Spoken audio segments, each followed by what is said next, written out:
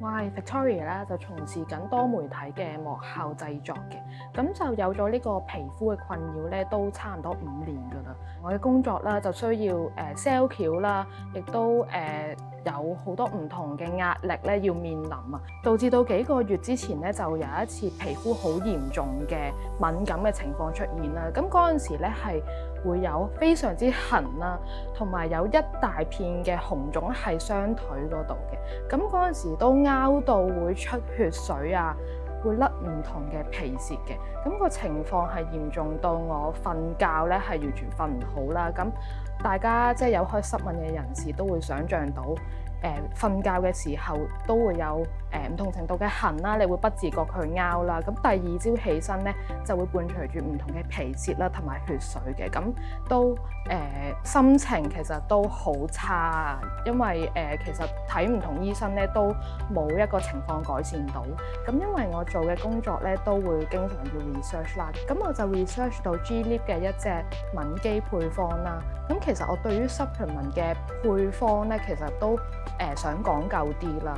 咁知道佢係為亞洲人而設，不特止仲有呢個本地大學嘅科研實證啦。咁所以我都比較放心去開始服用。咁服用咗幾個月之後，咁慢慢皮膚紅腫嘅情況咧都穩定咗，得到咗改善。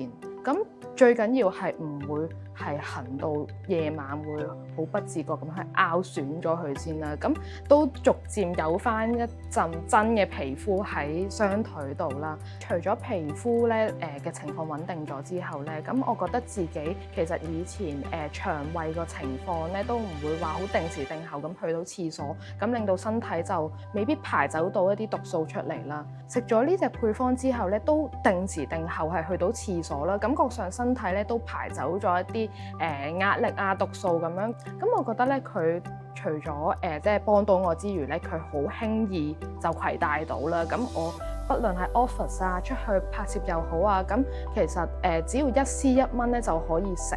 咁所以我覺得對於我嚟講都係一個好大嘅幫助啦。